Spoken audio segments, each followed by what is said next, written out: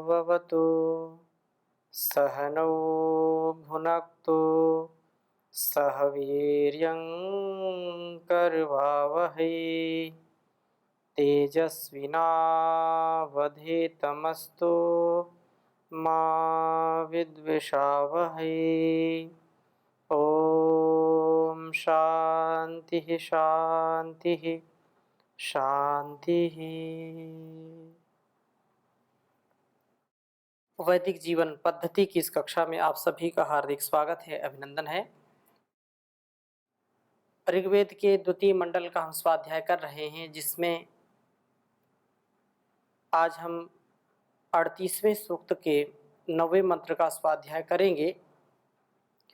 उस परम पिता परमेश्वर, उस परम माता जगत जननी जगत पिता ईश्वर का जो नियम है, इस संसार में जो उसका अकाट्य अटल अचल नियम चल रहा है, सत्ता व्यवस्था उसकी चल रही है, उसका कोई भी अतिक्रमण नहीं कर सकता है।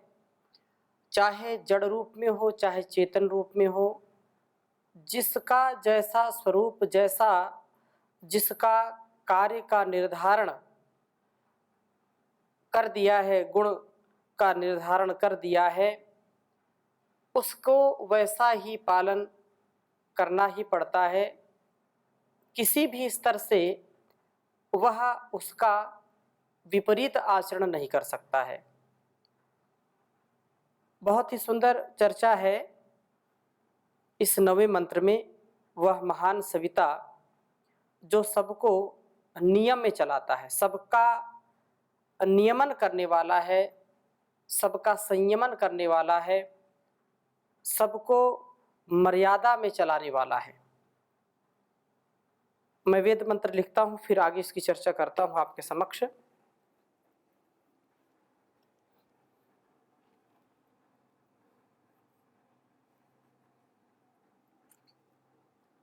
ओम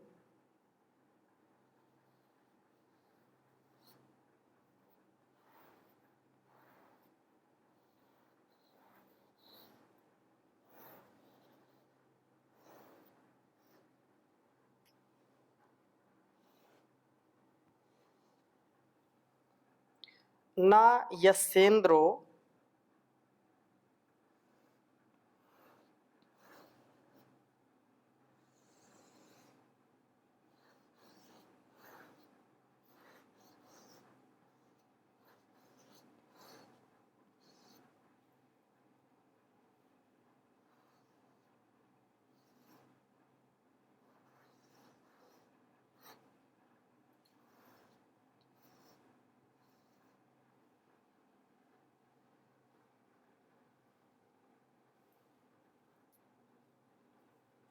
वरुणो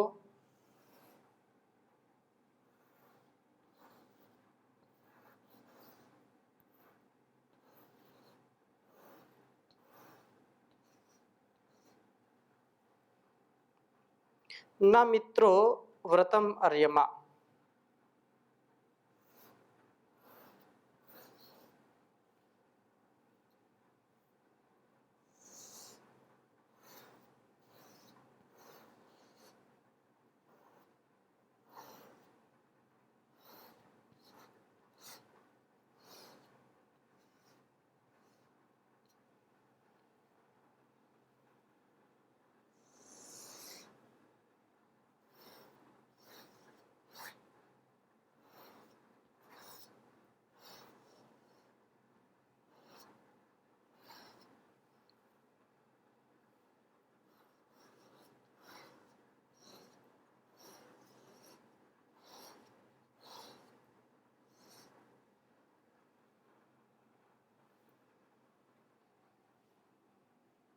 न मिनन्ति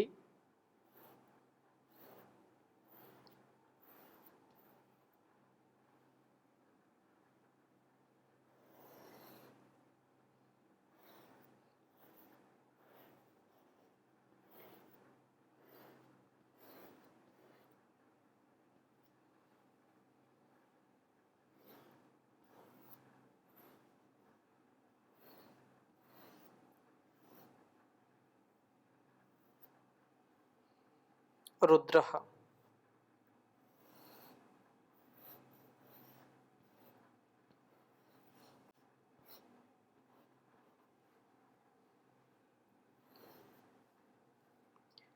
नारातयस्तमिदं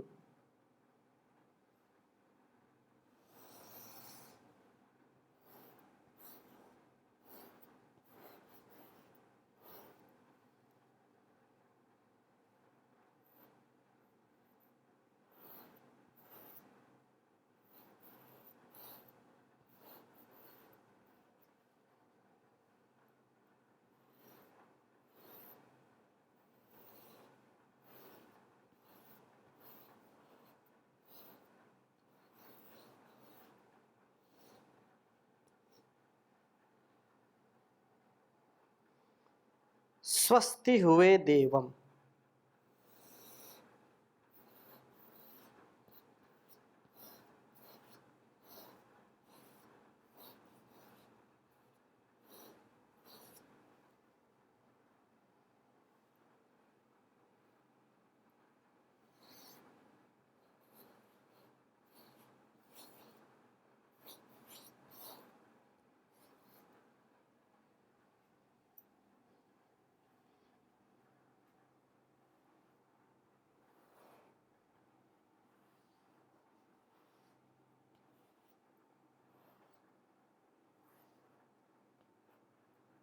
सवितारं नमोभिः।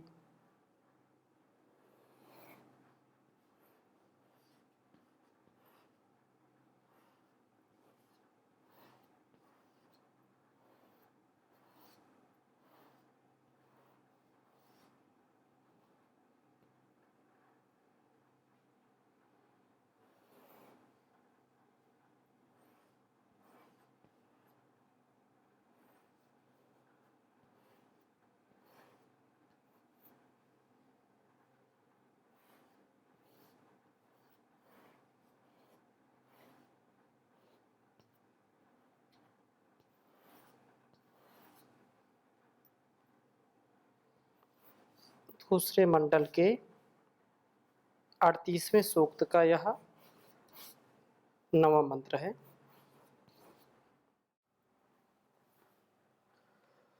ओम अनायस्येन्द्रो वरुणो न मित्रो व्रतम अर्यमा नामिनन्ति रुद्रः नारातयस्तमिदं स्वस्ति हुवे देवं सवितारं नमोभिः।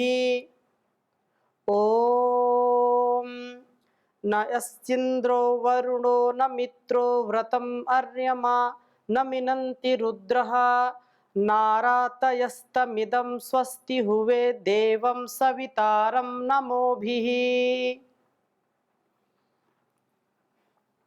वेद मंत्र का भाव इस प्रकार से है। वह जो सविता देव है,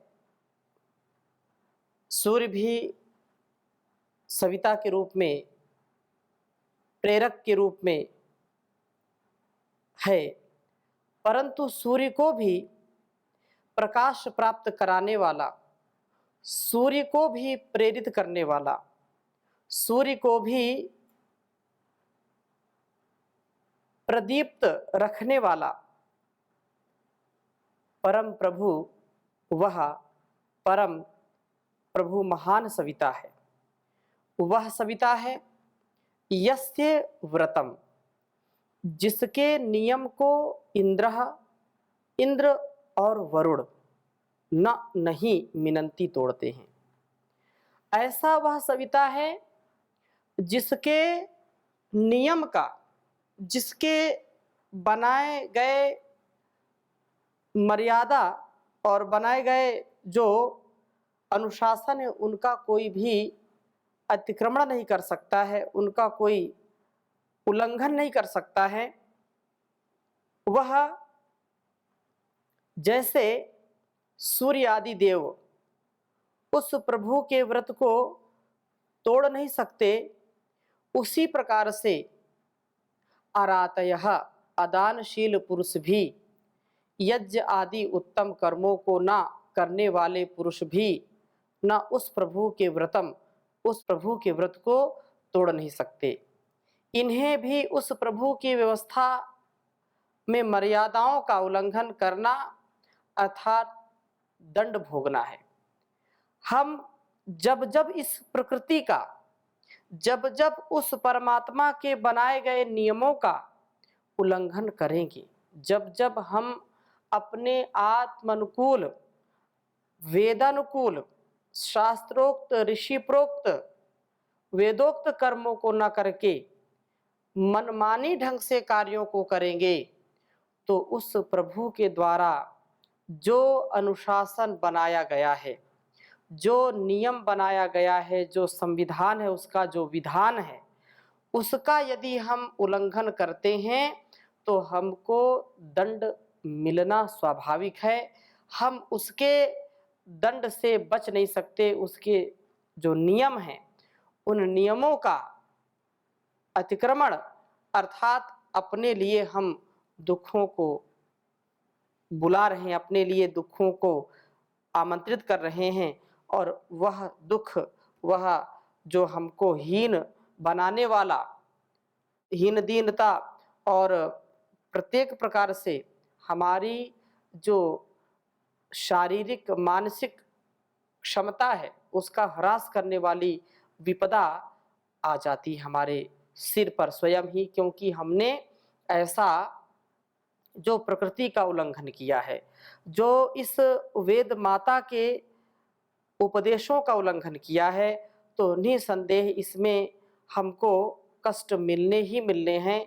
वह भूमा है, वह भीमा है, उससे हम बचें। उसके जब हैमर चलते हैं तो कोई भी उसके सामने टिक नहीं सकता है। उसके न्याय व्यवस्था से कोई बच नहीं सकता है। उसकी न्याय व्यवस्था बहुत ही उत्तम है और सृष्टि का कण कण और उस परमात्मा का जो नियम है उसमें किसी का कैसा भी सामर्थ्य हो, उसके ऊपर प्रभु का नियम लगता ही लगता है। सूर्य, चंद्र या कोई भी हो, चंद्रमा शीतलता देता है, सूर्य गर्मी देता है, यह एक प्रकृति का नियम है। समय से उदित होना, समय से अस्त हो जाना, सूर्य गर्मी देगा ही देगा, कभी शीतलता नहीं दे सकता, यह उसने नियम बनाया है। चंद्रमा शीतलता ही प्रदान करेगा, गर्मी नहीं दे सकता है, उसका नियम है, उसका वह अतिक्रमण नहीं कर सकता है। और जो चंद्रमा की कलाएं हैं वह भी व्यवस्थित रूप से चलती ही रहती हैं।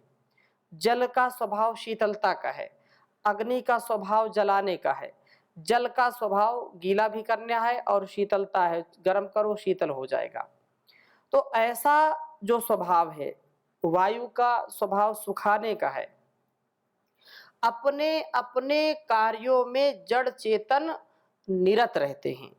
उस प्रभु की जो व्यवस्था है उस व्यवस्था में अव्यवस्था नहीं उत्पन्न करते, उसका कभी खंडन नहीं करते।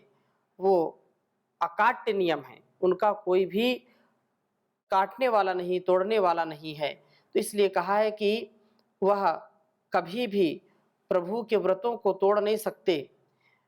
इन्हें भी उस प्रभु की व्यवस्था में मर्यादा में चलना पड़ता है, मर्यादाओं के उल्लंघन का दंड भोगना ही पड़ता है। तम सवितारम, उस प्रेरक प्रभु को इदानीम अब स्वस्ति कल्याण के लिए नमो भी, नमन द्वारा हुए पुकारता हूँ।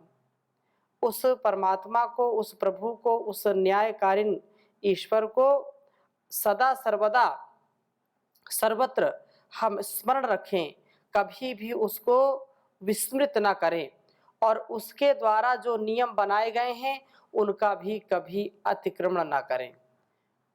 सभी देशों के, राष्ट्रों के, सभी राज्यों के और समाज में इसको व्यवस्थित चलाने के लिए कुछ नियम बनाए जाते हैं, कुछ अनुशासन और कुछ रूल्स रेगुलेशंस होते हैं,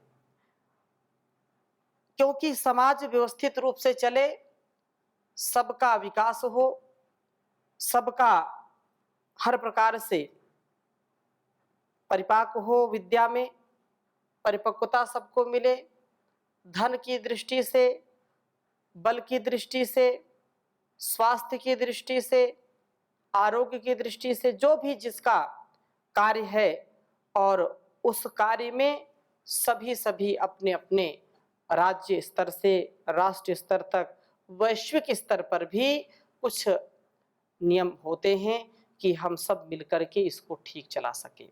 ऐसे ही उस परमात्मा के द्वारा बनाए गए नियम भी हैं जो हमको जागरूक करते हैं, हमारे द्वारा किए हुए कर्मों का वह फल अवश्य देता है।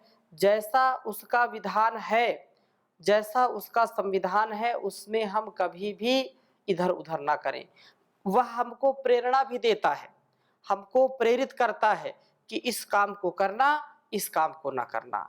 जब भी किसी के मन में, किसी के हृदय में यह भावना उठे, क्योंकि जो सत्य असत्य का ज्ञान है उसमें आत्मा निर्भ्रांत होकर के सत्य असत्य का जानने वाला है आत्मा, परंतु हठ में, दुराग्रह में, स्वार्थ की भावना में, अल्पज्यता में उसको स्वीकार कर लेता है और आत्म जो प्रेरणा है, आत्म प्रबोधन को वह नहीं सुनता है, आत्म निवेदन को नहीं सुनता है। इसलिए यदि कभी भी भय, शोक, लज्जा, शंका उत्पन्न हो तो कभी भी हमको वह कार्य नहीं करना चाहिए जिस कार्य को करने से पहले ये चार चीजें उत्पन्न होती है: भय, शोक, लज्जा, शंका। ये एक पैरामीटर है कि हमको इधर नहीं जाना, इधर जाना है। कुछ कार्य ऐसे होते हैं कि समूह में नहीं किए जाते हैं, कुछ कार्य ऐसे होते हैं कि अकेले में नहीं किए जाते हैं, कुछ कार्य ऐसे होते हैं जो शास्त्र जिनका निषेध करता है, समाज जिनका निषेध करता है, उनको कभी नहीं करना चाहिए। और जिन कर्मों का समर्थन शास्त्र भी करता है, वेद करता है, हमारी आत्मा भी जिसको करने में प्रसन्नता का, सौहार्द का और पूर्ण तृप्ति का अनुभव करे, उस काम को अवश्य करना चाहिए। तो जब हम ऐसे शुभ कर्म करते हैं, अच्छे कर्म करते हैं, परमात्मा की जो बनाई हुई व्यवस्था है उसका मान रखते हैं और वैसे ही कर्म करते हैं, तो हमको उत्साह की और ऊर्जा की, उमंग की अनुभूति होती है, अपार संतोष की अनुभूति होती है। हम बिल्कुल उत्साह से लबालब भर जाते हैं। ऐसा सामर्थ्य प्रभु देता है।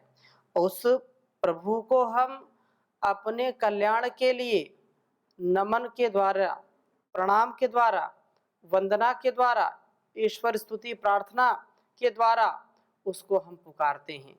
और प्रभु स्मरण से मैं मर्यादा उल्लंघन से बचता हूँ और इस प्रकार कल्याण को प्राप्त होता हूँ।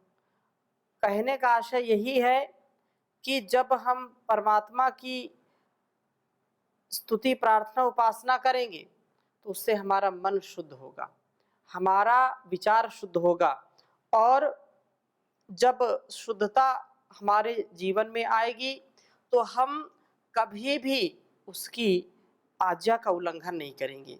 आज्ञा का उल्लंघन नहीं करेंगे तो हमको प्रभु की शरणागति शीघ्र ही प्राप्त हो जाती है। नहीं तो संसार में लोग भटकते रहते हैं और विषयों में अटकते रहते हैं, वो कभी इससे पार नहीं जा पाते। संसार सागर को यदि पार करना है तो आत्म अनुकूल आचरण करना, जो परमात्मा हमको प्रेरणा देता है, जो इस सकल संसार का जड़ चेतन का प्रेरक है, वह हमको भी प्रेरणा देता है। हम उसकी प्रेरणा से ओतप्रोत हों। प्रभु के व्रत को जड़ चेतन कोई भी तोड़ नहीं सकते हैं, तो हम तो समझदार हैं। सभी पशु पक्षियों में, सभी योनियों में सबसे श्रेष्ठ, सबसे उत्तम बुद्धि वाले, तेजस्वी, ओजस्वी, वर्चस्वी हम बनने वाले हैं। मानव से महामानव, नर से नारायण बनने का यदि कोई उत्तम उपाय है तो यही उपाय है कि हम उसके द्वारा बताए गए मार्ग पर चलें और जो उसने विधि और निषेध के रूप में हमको शिक्षाएं दी हैं, उपदेश, आदेश, संकेत और संदेश दिया है, ऋषियों ने जैसा जीवन जिया है वैसा ही जीवन जी करके उत्तमोत्तम सुख की कामना के साथ, उत्तमोत्तम आचरण के साथ प्रभु के बनाए नियम का पालन करें, उनका शिरोधार्य हम अपने मन मस्तिष्क में रखें, कभी भूले नहीं। यही वास्तव में हमको दिव्य गुणों से युक्त करने का और दिव्यता से भरने का उपाय है। हम प्रभु के प्रिय बन जाते हैं। इसी बात को और सुंदर ढंग से कही है अगले मंत्र में। 10वां मंत्र इसका बहुत ही सुंदर है। कहा है, ओम भगम धियम वाजयन्तः पुरंधिम नराशंसो ज्ञास्पतिर्न्यो अव्याः आये वामस्त्य संगथेरयीणां प्रिया देवस्य सवितुः स्याम। ओम भगम धियम वाजयन्तः पुरंधिम नराशंसो ज्ञास्पतिर्नो अव्याः आये वामस्ते संगथेरयीणां प्रिया देवस्य सवितुः स्याम। कहा कि भागम, जो भगम, भग ऐश्वर्य, सेवनी है जो, और भज सेवया, ऐश्वर्य को भजनीय सेवनीय, जो सेवनीय ऐश्वर्य को, धियम बुद्धि को, पुरंधिम पालक व पूरक अथवा बहुत शुभ गुणों की धारक बुद्धि को, वाजयन्तः प्राप्त करने के लिए चाहते हुए हम सवितुः देवस्य उस प्रेरक प्रकाशमय प्रभु के प्रियाः स्याम, प्रिय बने। वामस्य आए, सुंदर दिव्य गुणों को हमारे जीवनों में आने के विषय में रयीणाम संगथे, धनों की प्राप्ति के निमित्त नराशंसः सब मनुष्यों से स्तुति करने के योग्य जो हैं, ग्रासपति ही, छंदों व वेदवाणियों का पति वह प्रभु नः हमें अव्याह रक्षित करे। उस प्रभु से रक्षित होकर के ही हम सुंदर दिव्य गुणों से युक्त हो सकेंगे, दिव्य गुणों को धारण कर सकेंगे और उसी की रक्षा से हमारे अंदर ऐश्वर्य का जो प्राप्त करना है वह भी सिद्ध होगा। अर्थात हम उसकी रक्षा से सब ऐश्वर्यों का अर्जन कर पाएंगे। हम उत्तम ऐश्वर्य, बुद्धि व पुरंधी को प्राप्त करने की कामना वाले होकर के प्रभु के प्रिय बने। प्रभु से रक्षित होकर के दिव्य गुणों व धनों से सुसज्जित होकर के हम इस जीवन को सुंदर बनाएं। किसी भी प्रकार से हठ, दुराग्रह, स्वार्थ या अन्य जो भी हमारे अंदर कुवासनाएं आती हैं उनसे बच करके हम प्रभु को पुकारें, प्रभु की स्तुति, प्रार्थना, उपासना करें।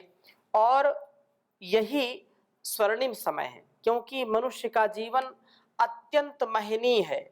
यह बहुत ही शुभ कर्मों से हमको मिलता है।